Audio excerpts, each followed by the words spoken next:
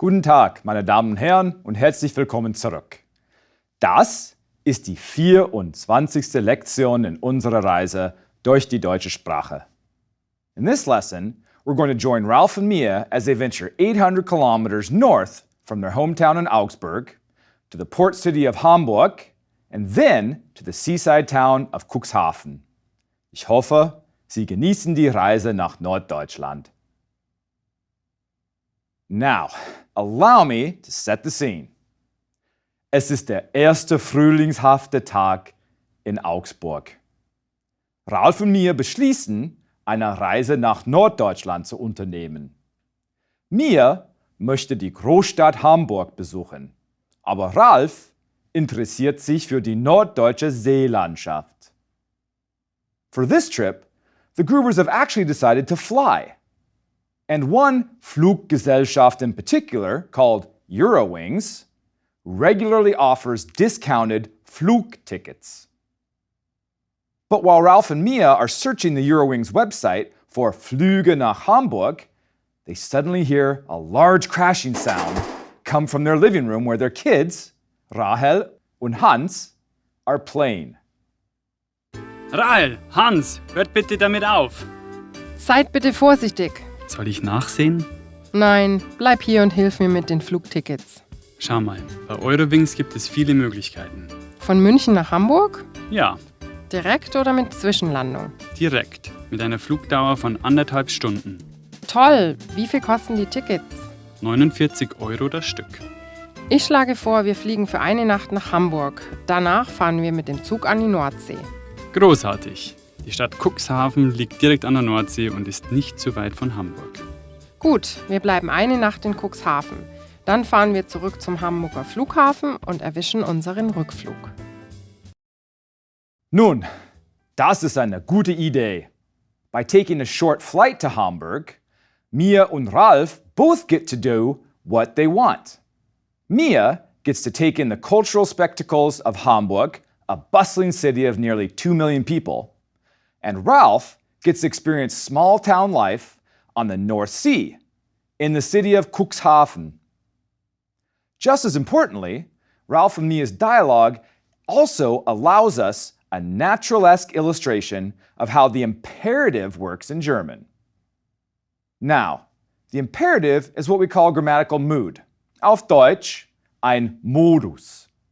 There are 3 grammatical moods in German, and speakers regularly use all 3 in any given conversation. One of them is called der Indikativ, which we've actually been learning since die erste Lektion.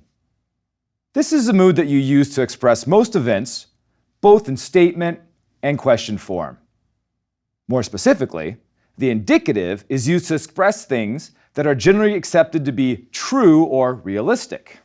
For example, a statement like, Die Grubers fliegen nach Hamburg. Or questions like, Wohin fliegen die Grubers? Or, Fliegen die Grubers nach Hamburg? The second mood is called der Konjunktiv, the subjunctive. And it's used in German to express the possibility of events as opposed to the reality of events. For example, instead of stating that Die Grubers fliegen nach Hamburg, which represents a realistic condition, we can also use the subjunctive mood to express the event in what-if or hypothetical terms, as in, wenn die Grubers nach Hamburg flögen. We're going to learn some of the subjunctive in a future lesson. In this lesson, however, we'll be focusing on German's third grammatical mood, der Imperativ. And as I've mentioned, speakers use it to express Befehle. In fact, in German, it's also commonly referred to as die Befehlsform. In Mia and Ralph's dialogue, for instance, Mia tells Ralph, Bleib hier und hilf mir mit den Flugtickets. These verbs are the form of the imperative that you use when you're addressing a single person that you're on familiar terms with. In other words, bleib and hilf are singular, informal, imperative forms of the infinitive verbs bleiben and helfen. Now, to express a German verb as an informal, singular command, you first conjugate the verb for the second person. So we have du bleibst, du hilfst, du wartest. Then you take off the st suffix. Du bleib, du hilf, du warte. And last, you drop the du pronoun. Bleib, hilf, warte. By the way, if the verb has a separable prefix, well, you still have to separate that prefix from the main verb and place it at the end. Take the verbs einscannen, eintippen, and ausdrucken. If you use these verbs as a command or request, the word order looks like this. Scan diese Unterlagen sofort ein. Tipp deinen Namen ein. And druck den Lebenslauf bei mir im Büro aus. Now, there's just one little exception to this pattern. Namely, if the stem vowel changing verb has an umlaut in its conjugated stem, you drop the umlaut. This includes verbs like fahren, schlafen, and laufen. So first, we conjugate them for the du form. Du fährst, du schläfst, du läufst. Then we take off the st suffix. Du fähr, du schläf, du läuf. Next, we also drop the umlaut. Du fahr, du schlaf, du lauf. And finally, we remove the du pronoun altogether. Fahr, schlaf, lauf. Alles klar? Remember, these forms apply when you're addressing a singular person that you're on familiar terms with. That is, people that you use the pronoun du with. Now, when you're addressing multiple people that you are also on familiar terms with, that is, people that you use the pronoun ihr with, well, there's a slight difference in how you form the imperative. Instead of dropping the en from the infinitive, you simply conjugate the verb for the second person informal ihr pronoun, and then you drop the pronoun. Bleibt, helft, wartet. In Ralph and Mia's dialogue, we actually heard two examples of the informal plural imperative. Maybe you'll recall that at the start of their dialogue, there comes this crashing sound from the living room. This prompts Ralph to holler at the kids. He says, Rahel, Hans, hört damit auf. Mia, on the other hand, takes a slightly softer approach in her scolding, and she exclaims, Seid bitte vorsichtig, wenn ihr im Haus spielt. Also dann, ich glaube, das ist erstmal genug Grammatik. Let's rejoin Ralph and Mia now, in Hamburg, as they discuss their plans to explore this grand city. Also dann, was willst du machen? Heute Abend habe ich Lust auf Theater. Echt? Ja, nicht weit von hier steht das Deutsche Schauspielhaus. Es ist das größte Theaterhaus in Deutschland. Ich weiß nicht. Was ist? Erinnerst du dich an unseren letzten Theaterabend in München? Ja, wir haben ein Stück von Arthur Miller gesehen. Die Hexenjagd. Genau, das war super. Tja, für dich war's super, aber der überhebliche Typ, der in der Reihe vor uns gesessen hat, hat mich sehr geärgert. Es war nicht so schlimm. Doch, er hat mich mehrmals beschimpft. Seien Sie leise, hören Sie mit dem Husten auf, treten Sie nicht gegen meinen Sitz. Ach, du übertreibst. Nein, ich sage immer nur die Wahrheit. Aber natürlich. Yikes! Let's hope that Ralph's theater experience goes much better in Hamburg than it did in Munich. Anyway, the Gruber's dialogue gives us two more points to consider about the imperative mood. Namely, addressing someone formally, and second, the irregular verb sein. In this latest conversation with Mia, Ralph recounts an unpleasant encounter he had while attending a play in Munich. Apparently, a man seated in the row in front of him, a person with whom Ralph is not on familiar terms, turns around and tells him, Seien Sie leise, hören Sie mit dem Husten auf, and treten Sie nicht gegen meinen Sitz. Now, this is how you formulate commands in German when you're addressing another person on more formal terms. It's really pretty straightforward. All you do is use the infinitive form of the verb, and then you add the formal pronoun Sie.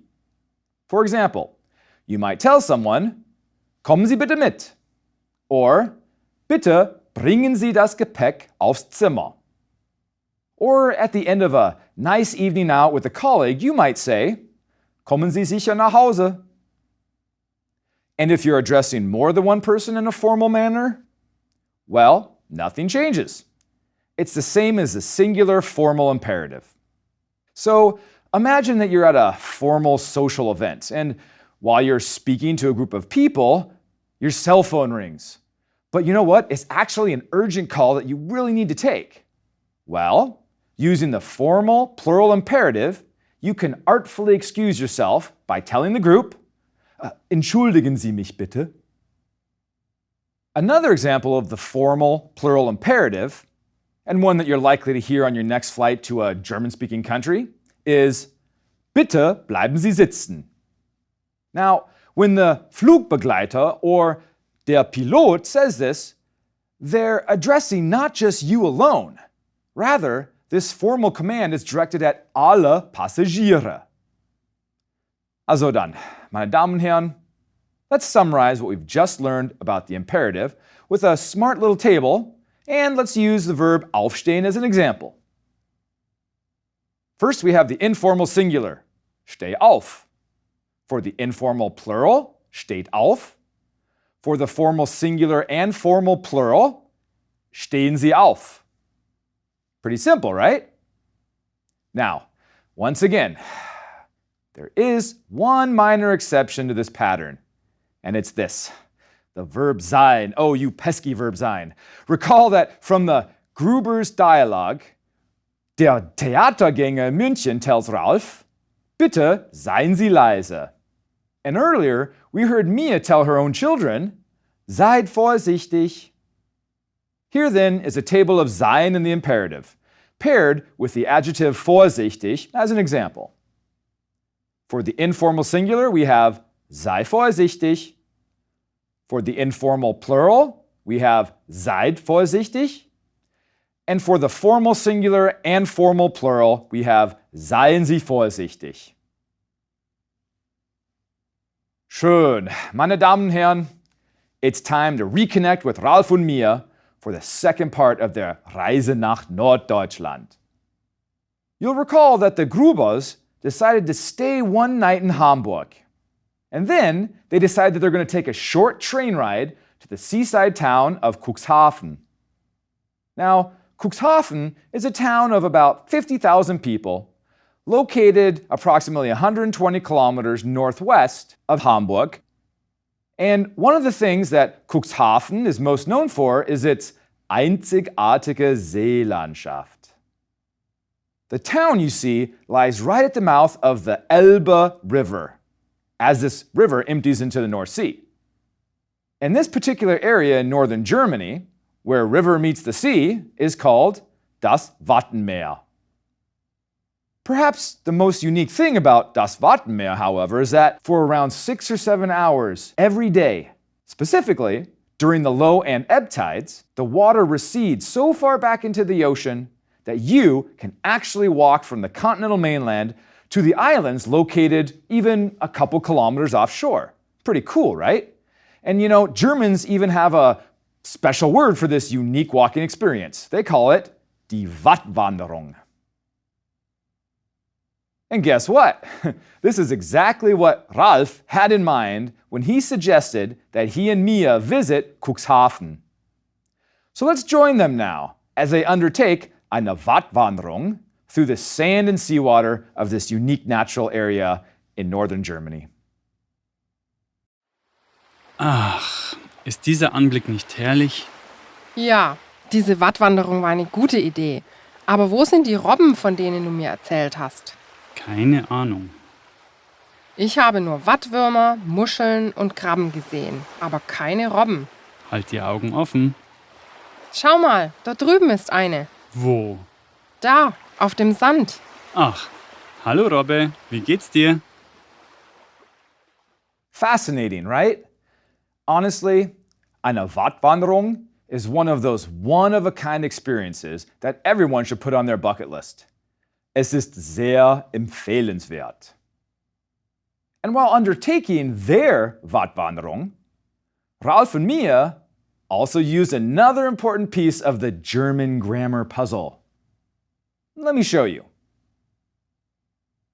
Near the start of their conversation, for instance, Mia asks Ralph, "Wo sind die Robben, von denen du mir erzählt hast?" As we can see, Ralph's sentence is made up of two clauses. There's an independent main clause, and there's a dependent clause. The independent clause is, "Wo sind die Robben?" And the antecedent in this independent clause is the plural noun, die Robben. The dependent clause, von denen du mir erzählt hast, is what we call a relative clause. And as we learned in our last lesson, the relative pronoun denen reflects the plural of the antecedent noun in the main clause, which is die Robben. Now, as for why it's dative in this relative clause, well, note that the relative pronoun is preceded by the dative preposition von. Literally, this relative clause would translate as "of which you told me." But in everyday English, speakers will usually place the preposition at the end of the clause, and they'll say something like, "Where are the seals that you told me about?" In German, however, when you use a preposition with a relative pronoun in a relative clause, the preposition can never come at the end of the clause. Instead, the preposition must precede the relative pronoun and then appear at the start of the clause. Zum Beispiel, let's imagine that you've lost your, Lieblingskugelschreiber. You lost it at work. And let's say that you've been looking for it now for an hour, when suddenly you hear a colleague say, "Hey, schau mal, was ich gefunden habe." And there, in their hand, you see your prized Kuli. So you walk over to your colleague and you announce, "Oh, das ist der Kuli, nach dem ich die ganze Zeit suche."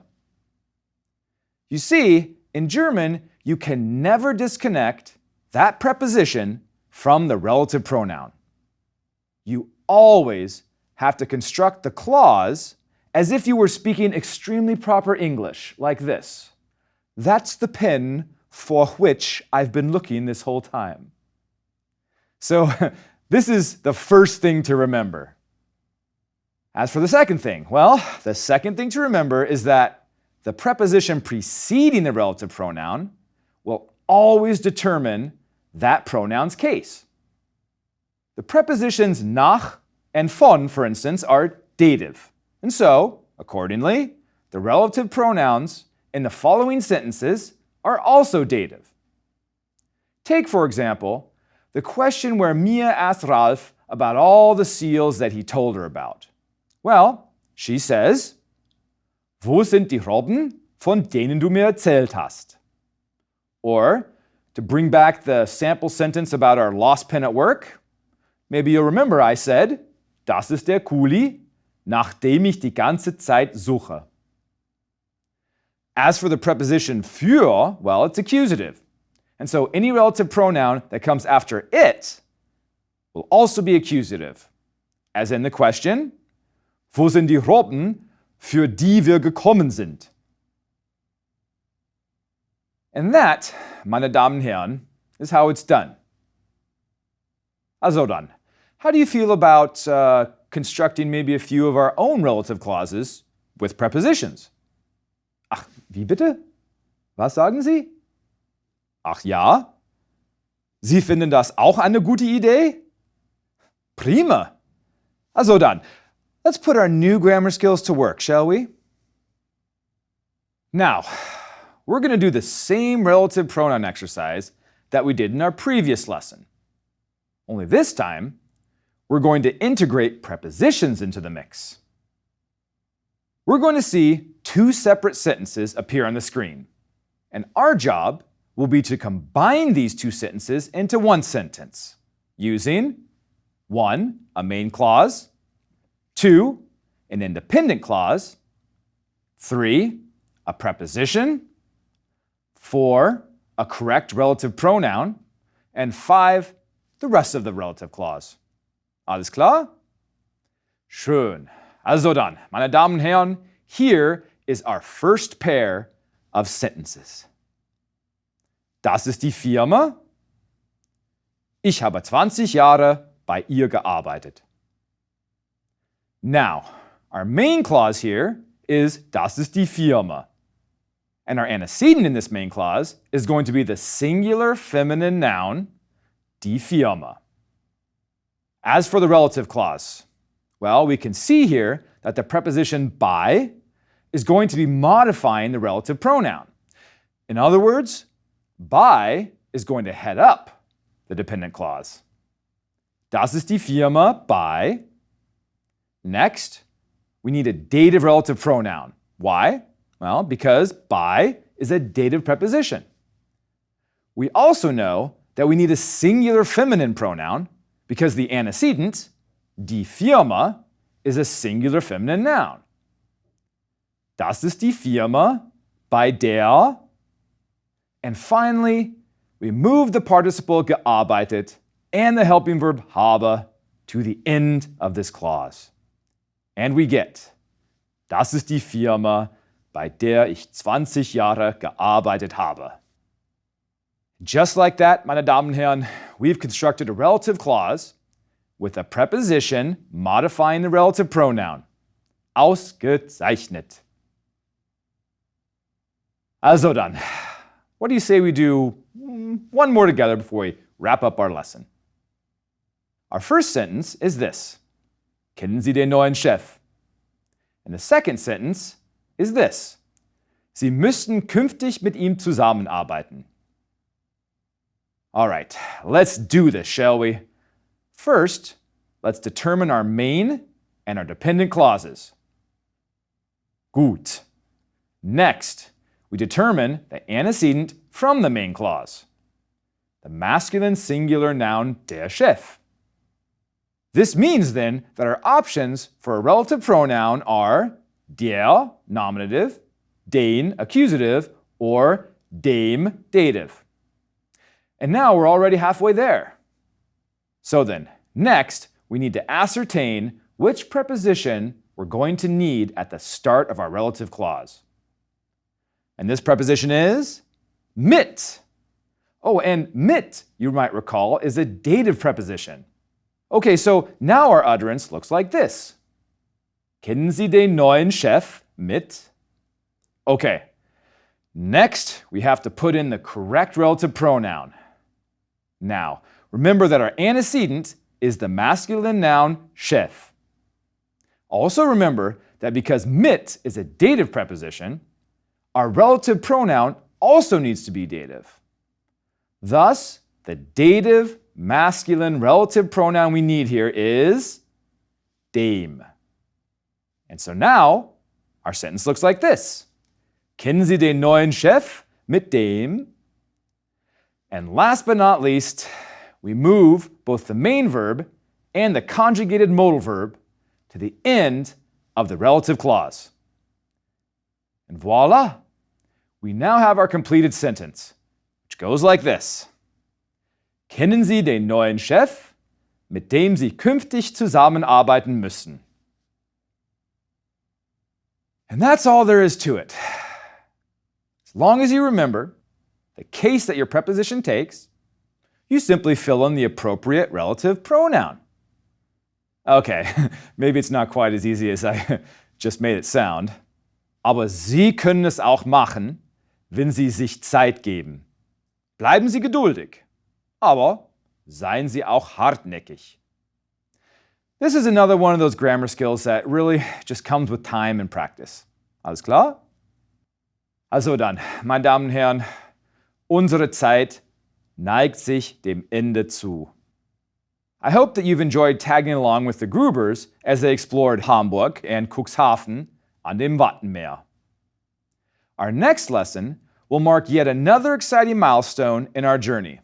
Meine Damen und Herren, believe it or not, just around the next bend lies the final stage of our journey here together.